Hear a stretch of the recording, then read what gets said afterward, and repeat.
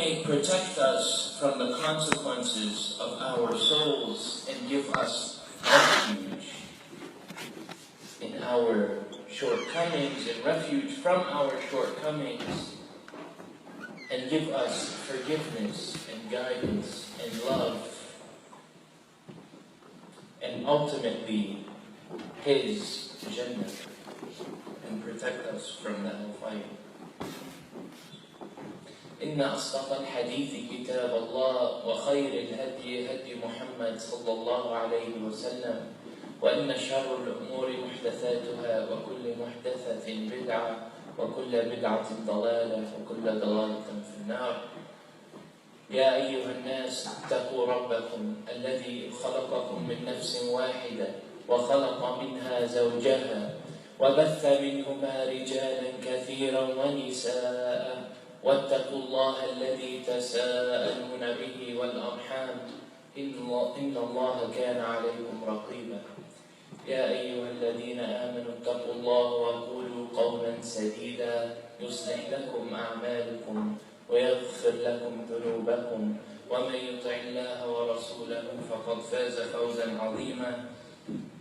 أما بعد, my brothers and sisters, my dear beloved brothers and sisters, for all of us, Allah subhanahu wa ta'ala has given us so much. He has given us so many gifts and so much favor. And this favor expands to everything that we know and everything that we come into contact with. Starting with the favor that we are experiencing right now, which is Salat al-Jum'ah, right? The day of Jum'ah, the prayer of Jum'ah, the Khutbah of Jum'ah. This right now, what we are experiencing, right? And at the end of the adhan and the beginning of the Khutbah, we experienced angels recording the name of every single person who came into the masjid, right? And then when the khutbah started, they closed the books and sat down to listen. Right? We are in the presence of angels. We are in the presence of Muslims. We are in the presence of one another. This is a great gift, first and foremost. And so, when we think about Allah and we think about His gifts that He gives, and we say, وَلِلَّهِ الْمَثَلُ الْأَعْلَى, right? The greatest analogy or greatest metaphor is for Allah, that we do not make metaphors with Him, but we do try to understand our relationship with Allah through amthal. And Allah talks about this. يَضْرُبُ الْأَمْثَالَ لِلنَّاسِ. Allah gives the human being, right, examples, analogies, and metaphors so they can better understand. And so, there's a beautiful analogy and metaphor that we're given in Imam Ghazali's Ihya Ulum al-Din, right? This is the revival of religious sciences, which is a key text for any student of knowledge. And he draws in this book, he gives us a very nice analogy so we can understand our relationship to Allah's gifts. So I'll just read a few excerpts from it. So Imam Ghazali, he says here, rahimahullah, he says, let us give an example.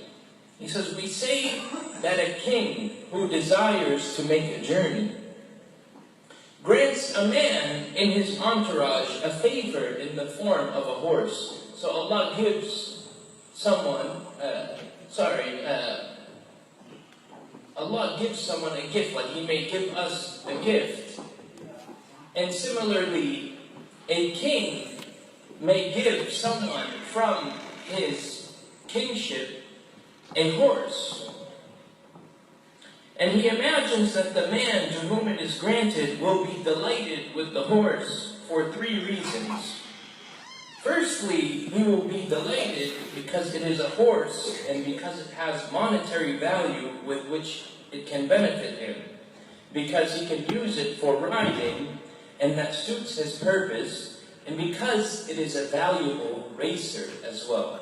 So, the king gives a man a horse, and he believes that the man will be happy with this horse for 3 reasons. One, that he will be happy because it's a horse and he could sell it for money. 2, because he can ride it to get to point A and B. And also because, right, it's fast. It's something nice to ride. It has enjoyment in it. People, just like someone would enjoy driving a nice car. And so Imam Ghazali says this kind of joy is for one who has no interest in the king. And had they found that joy, or had they found that horse in the desert or anywhere else, they would get the same enjoyment from it.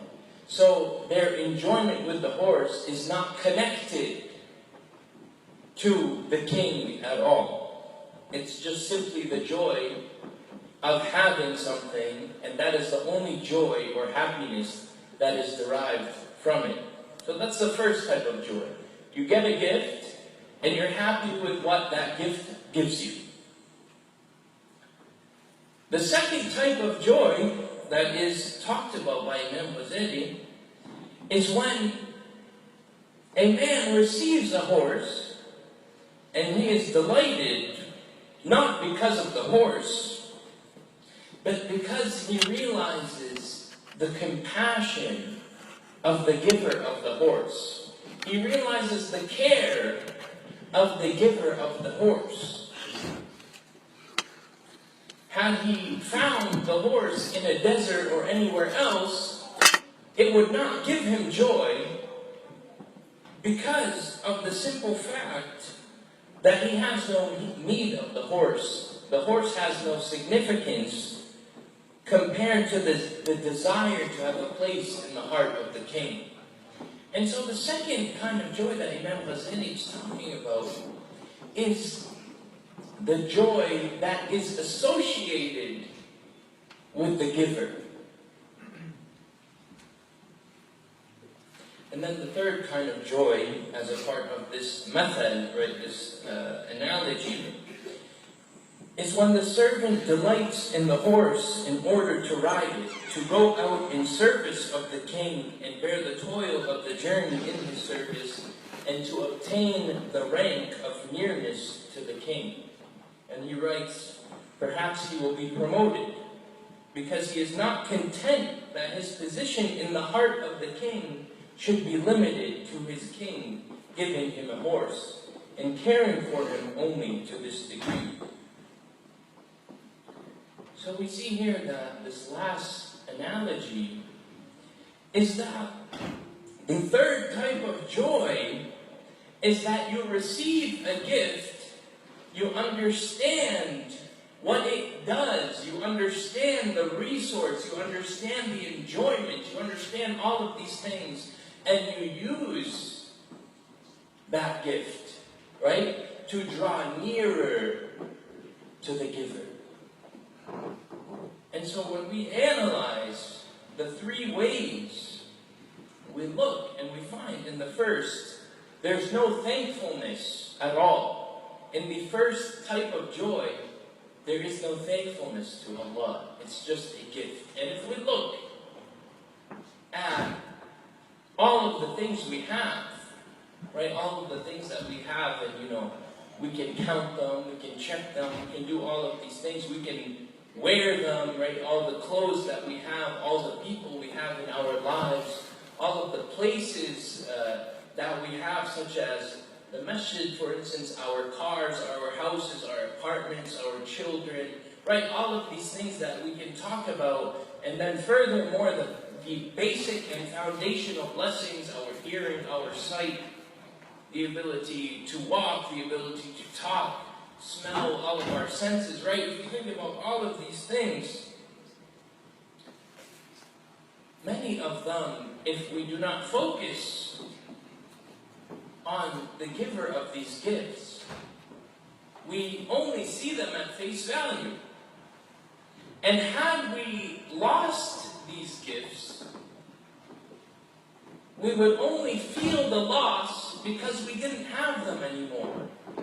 As in, our loss is not now I can no longer use these as a resource to grow close to Allah, but we simply only think, well, now I don't have this thing anymore. Right? Now I just lost it. And we just lose for the sake of losing. There's no greater or deeper value to what we have. And then the second kind, right, they enter thankfulness in that the person delights in the giver, but not exactly because of him, rather because of the knowledge of his care.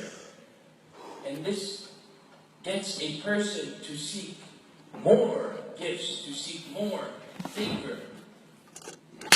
And this is the state of the Muslim, right? And that they worship God, and they're thankful to Him, and they fear Him, and hope for His reward. But perfect thankfulness is found in the third kind of joy. And that is the joy of the servant in the blessing.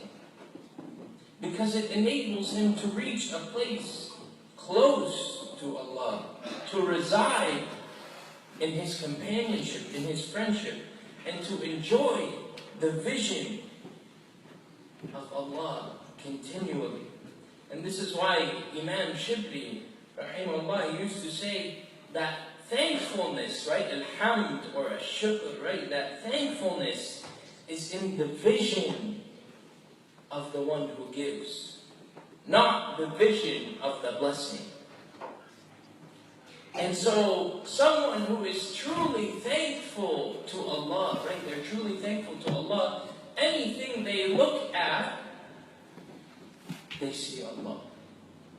Anything that they look at gives them a vision, right, to remember Allah subhanahu wa ta'ala. So, no matter what it is, whether it's looking at your Muslim brother or sister, whether it's looking at your parent or your child, whether it's looking at your clothes or your job or your night or your car or whatever it may be, that you recognize these instruments, and within these instruments you recognize Allah. And that is what makes someone thankful. Because as we see, many of us constantly fall into consumerism, right? We constantly fall into what we call takathur, which is just getting more and more and more, right? This disease that we can easily fall into because it is the reality of most human beings. And Allah subhanahu wa ta'ala, He tells us, أَكْثَرُهُمْ لَا يَشْكُرُونَ, right? Most people are not grateful.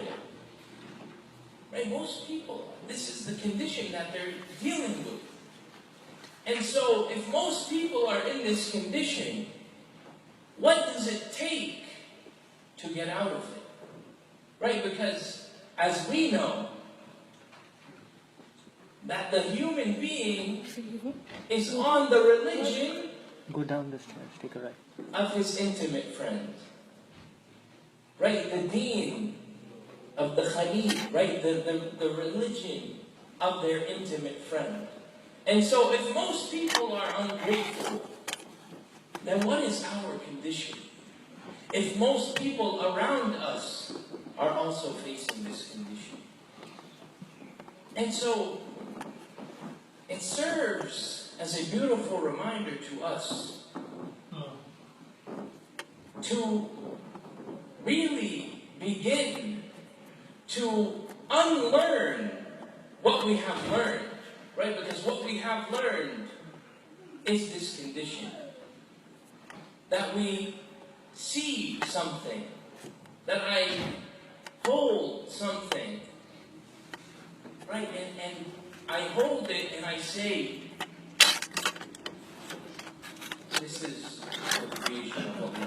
this is the gift of Allah. That I see and interpret my world as gifts of Allah. And then I go and I use them.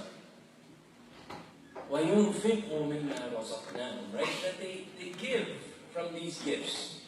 So you interpret the gift, you realize and gain the remembrance of Allah, then you turn it to grow close to Him and use it properly. And Allah subhanahu wa ta'ala says, لَإِن شَكَرْتُمْ لَأَزِيدَنَّكُمْ. Right? So if you're grateful, I will increase you. But gratefulness, what we have to understand of this gratefulness is that gratefulness here, shukr, is implied in its action. So Allah is saying, if you use these resources to grow closer to me and to do good, I will give you more at your disposal to use. You'll get more and more and more resources, right, that you may use them to go closer to Him. And this is the reality of Allah subhanahu wa ta'ala, where He says, لِنَجْزِيَهُمْ بِأَحْسَنَ مَا عَمِلُوا. Right, that Allah wants to reward us to the best of our deeds. Right, that Allah wants to reward us بِأَحْسَنَ مَا عَمِلُوا, to the best.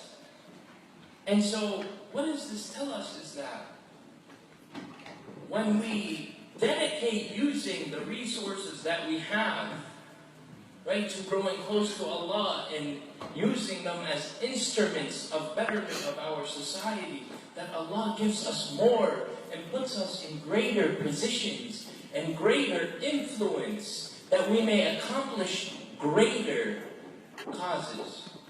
You know, if you look at the state of the Muslims, you'll find that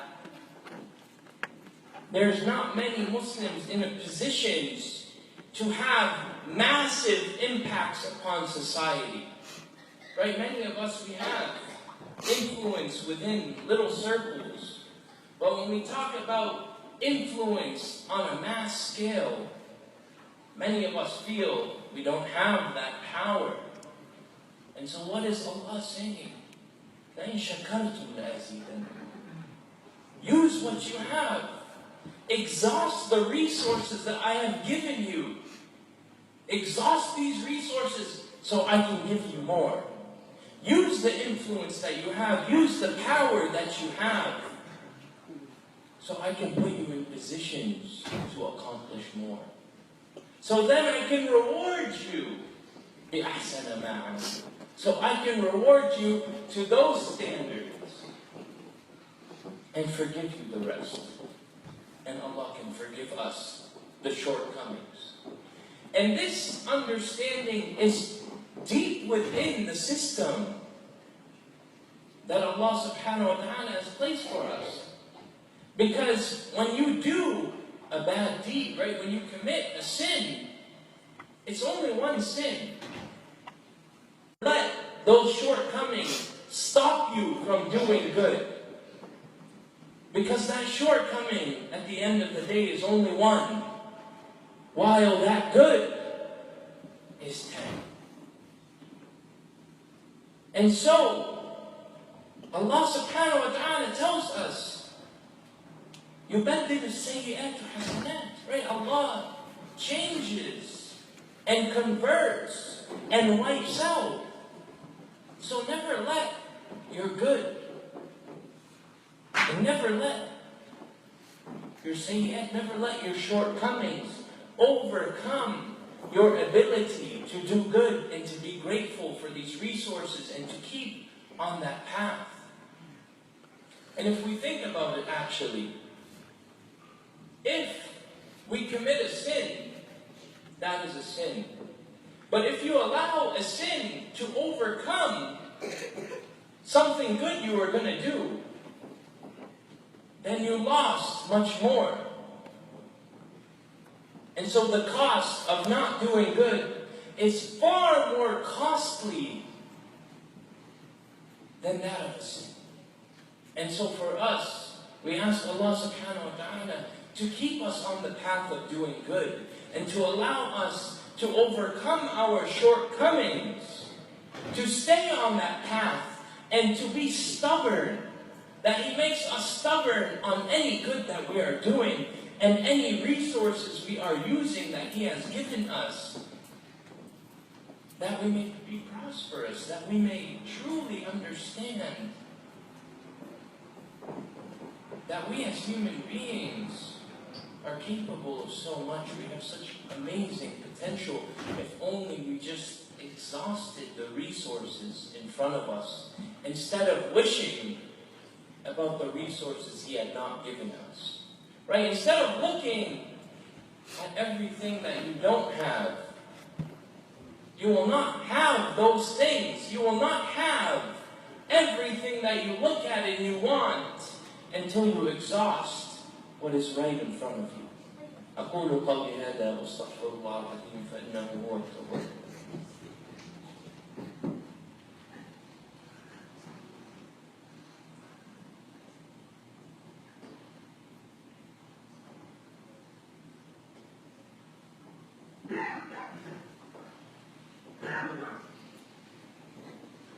الحمد لله رب العالمين والصلاة والسلام على سيدنا محمد وعلى آله وصحبه أجمعين.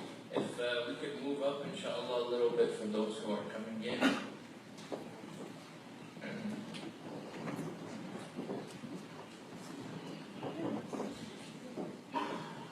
When we further reflect upon this idea that we've been, talking about for the khutbah, this idea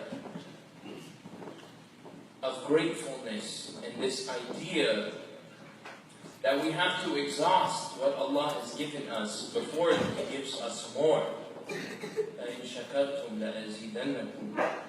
We reflect upon the words of Sulaiman alayhi salam, where he was given so much, right? We remember Sulaiman alayhi salam, and we remember everything that Allah subhanahu wa ta'ala gave him. But what we need to understand is that each gift that Allah gives us does not become a gift until we attach gratefulness to this gift. That our gifts that Allah subhanahu wa ta'ala has given us, per the statement of Sulaiman alayhi salam, is not a gift until we attach Allah subhanahu wa ta'ala to that gift. And whoever is grateful for the benefit of himself. And so when we attain a gift, we should understand that that gift is not good for us until we attach Allah subhanahu wa ta'ala to it. Until we are grateful to Allah subhanahu wa ta'ala to it. Until we use it and exhaust it for His service and for His love and for His purpose and for the betterment of humanity. That gift is no good. It is not, in fact, a gift. And until we realize this and unlearn what we have learned our whole lives, that a gift is a gift, this notion is wrong. It's completely wrong. A gift is not a gift. And it can only become a gift based on your response to the gift. Right? It's what you do with it that makes it what it is. And until we do that, لَإِن شَكَرْتُمْ لَأَزِيدَنَّكُمْ. Until you do that and attach Allah subhanahu wa ta'ala to what He has given you and use this as a resource, then know that your gifts are not gifts. And I ask Allah subhanahu wa ta'ala to convey in us this understanding of His gifts and to be able to find the gift within each and every gift that He gives us. And for us to know, Inna Allah ghaniyyun hamid. Allah subhanahu wa ta'ala has no needs. Right? He has no needs. He doesn't need us. He doesn't need you. He doesn't need any of us. But if you're willing to be grateful, then know that Allah subhanahu wa ta'ala calls Himself Al-Shakur. Allah calls Himself Al-Shakur. He's appreciative. Whatever you do, it's valued. Whatever you do, Allah appreciates it. And you should appreciate this. Because many people, right, when you do things for people, no matter what you do, it seems that it's never enough.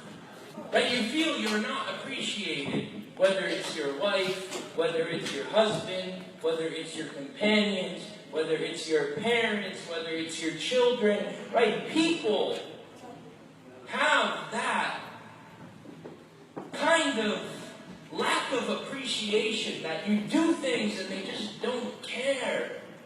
And you do and you do and you do. And it has no value. It holds no weight. It holds no water. That's why Allah subhanahu wa ta'ala said, I'm Al-Shakur. Nothing you do, anything you do for me, Inna Allah la yudhi'u ajra. Right? Allah is not going to lose it. It's all appreciated. It all has value. It all has significance. And I ask that Allah subhanahu wa ta'ala bless us with the understanding that no one is going to appreciate our striving like He will. No one is going to be grateful for our gratefulness more than Allah subhanahu wa ta'ala. No one will benefit from your gratefulness more than yourself. And Allah is free of need, and He is most generous. أقول قولي هذا وأستغفر الله العظيم. I ask that Allah subhanahu wa ta'ala bless us and bless this congregation. And I ask that Allah subhanahu wa ta'ala bless and increase the project that the brothers and sisters at the Lowell Masjid are working on, and that they have just recently signed the purchase and sale agreement for a beautiful property that used to be a fitness center, which will give and fulfill the needs of their masjid and of their community and of their youth as well, with many facilities and many nice things that the whole community can enjoy. And so I ask Allah subhanahu wa ta'ala to bless them and increase them, and I would ask all of you to do what you can after one of the brothers will be coming to say a few short words and to inshallah raise some funds for their project.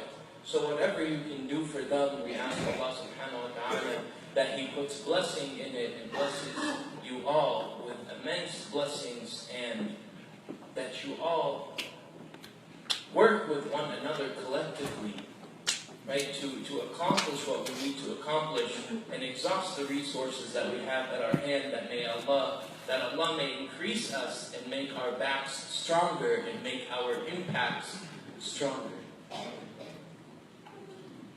Alhamdulillah Rabbil Alameen, wa salatu wa salamu ala Sayyidina Muhammad wa ala alihi wa sahbihi ajma'in. اللهم آتنا في الدنيا حسنة وفي الآخرة حسنة وقنا عذاب النار. اللهم آتنا منفقا خلفا. Ya Allah, we ask you to give us a beautiful ending and a beautiful ending for all that we have done and all that we have given, and allow us to exhaust the resources at our hands, that we may increase ourselves and that we may live with you eternally in bliss and in your gardens in Jannah al-Firdaus.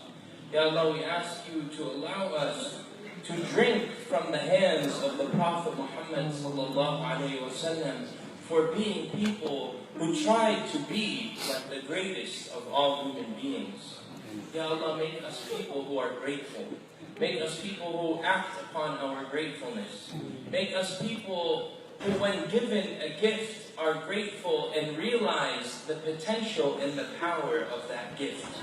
Ya Allah, allow us to not be people who reject the blessings of Allah subhanahu wa ta'ala.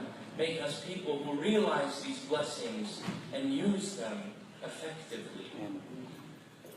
Ya Allah, we ask you to increase us in health and wealth and prosperity, to increase our families, to increase our parents and our loved ones and our brothers and sisters, our siblings, our communities, and push them towards you.